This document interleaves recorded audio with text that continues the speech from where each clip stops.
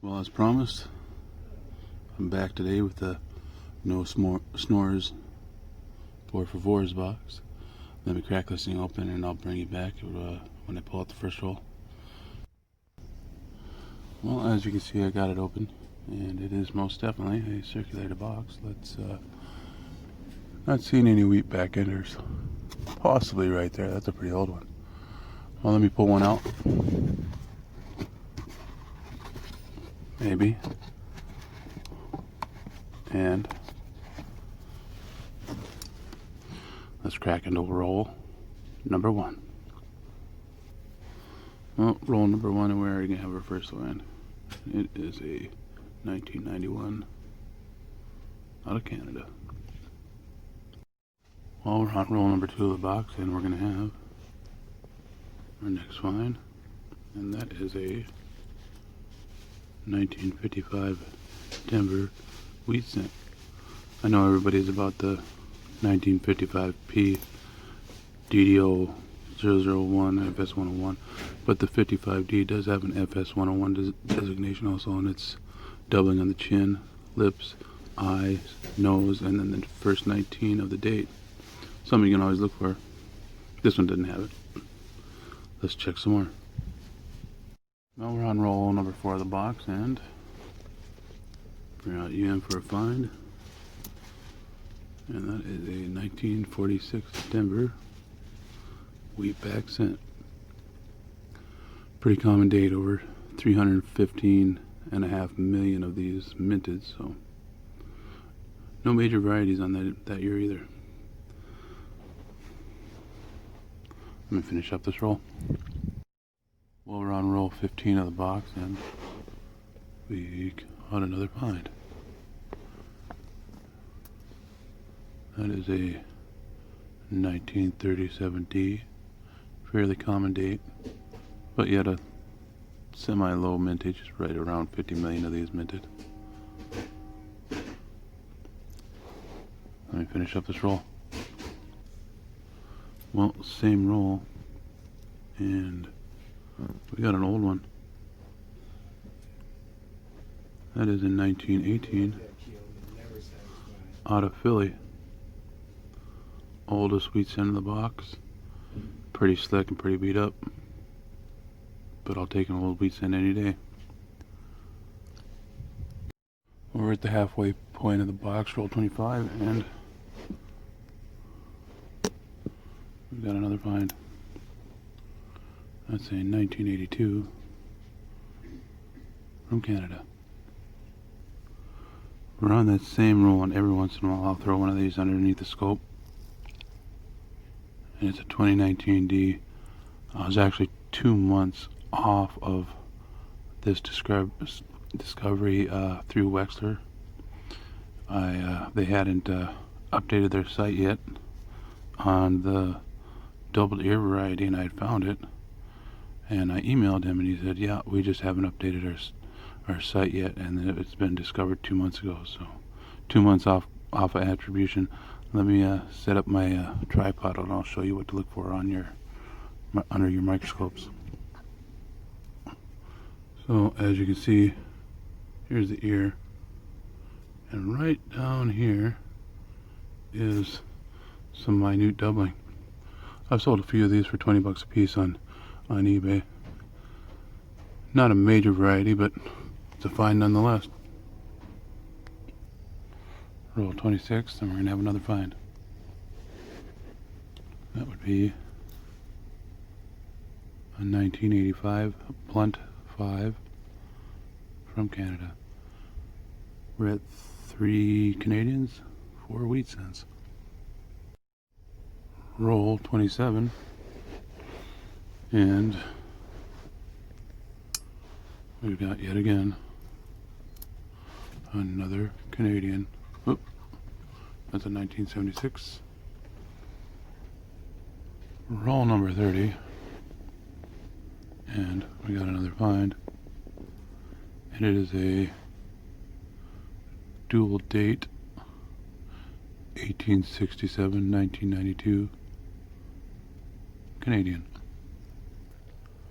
Roll 31, and Can you guess what it is? Oop. Did you guess it's Canadian? Oh, if you guessed Canadian, you're right. 1996. In pretty decent shape. Roll 36 of the hunt, and can you say Maple Leaf? Got a 1977 from Canada. That's 7 Canadians and 4 wheats. Hopefully I get lucky and find some more wheat cents. So I'm on roll 39 in the hunt, and let me hop over on my laptop. I'm going to show you what I just found. Came across this 1983 from Philly. It's not the DDO or DDR, but if you look up here, see if we can get this. Whoop, about to turn off on me. Right there is a die break that runs from the rim all the way through to there on his head. Sure wish that break would have turned into a cut, because that would have been one impressive cut. Neat find nonetheless. Well, it's finished up. So we're on roll 40 of the hunt, and the wheats weren't showing, and I totally missed it. We got a wheat cent ender, 1946, which you can see the crimper kiss the front a little bit there on the shoulder and the lapel, from Philly. Well, if it wasn't for those crimper kisses on the front, it would have been a pretty decent cent. Let's see what else this roll holds. On a side note, that brings us to 5-7 on the Canadians. Roll 41 of the hunt, and can you guess it? Yep. Another Canadian cent. And that's another double date, 1867, 1992. Same roll, and wah wah. We got an 06 out of Canada. They do make a few different versions of these, a non-magnetic, which this one is, and a magnetic. And then they also have a privy mark and a non-privy mark here. Well, that's 9 Canadians on the hunt. Let's just finish up this roll. Nothing special. On to the next roll. Roll 42, and I have a feeling you know exactly where this is going.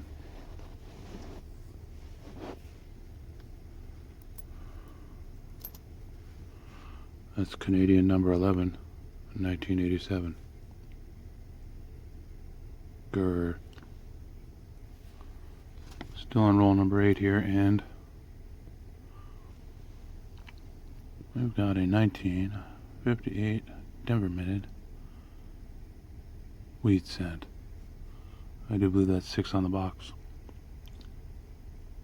So we're on roll 43 of the box, and guess what? Just kidding, it's not a Canadian. It is my second oldest of the box though, and that is a 1923, pretty crusty, wheat cent out of Philadelphia. Let me finish up this roll. Well, we're on that same roll, and came across this 1986 Denver. And check out the bubbling on that thing. I think that's what that is blisters or bubbles on it. Pretty cool find. Well, I'm on roll 45, and the saga continues. Got a 1986 Canadian. Well, we're on our 50th and final roll, and we're going to get at least one more find. And that is a 1958 wheat out of Denver. Well, we finished off that box and no more finds in that roll. I've actually got to head out to physical therapy, so when we get back, I'll lay out all my finds and we'll do a wrap up. Wish me luck and see you soon. Well, I'm back from the physical therapist and I figured let's lay out some of the finds. Ended up finding 11 total. I could have sworn I had 12, but 11 Canadians. 8 wheat cents total, which is usually what I get out of a box. I think the most I've ever got out of a box was 25 wheats, and then with that same box I got a 1900 Indian head. And the oldest of the box would be the worn up 1918, followed by that 23. Sure wish that was the 22.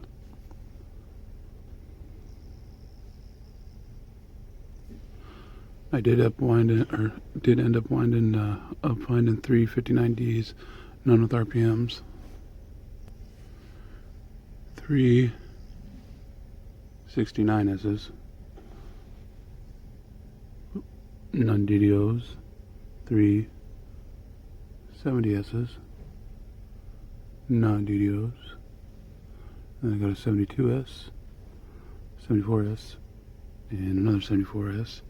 That'll add to my rolls. I save them all my S minutes.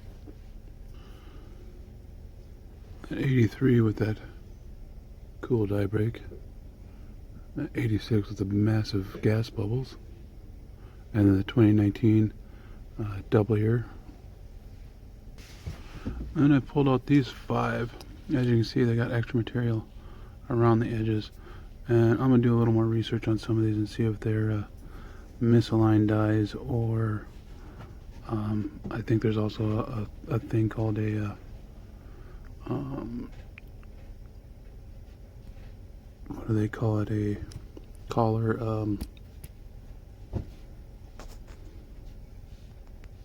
partial collar I think is what they call them. Like I said, I'll do a little more research on them.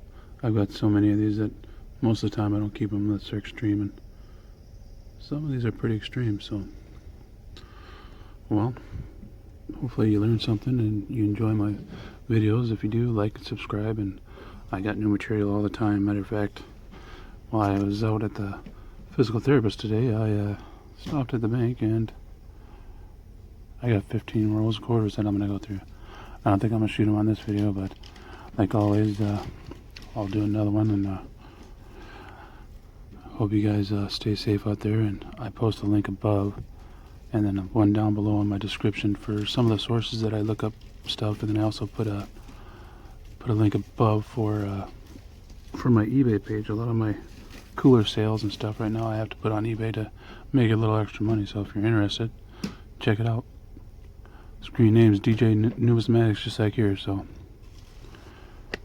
thanks for watching, everybody, and as always, happy hunting.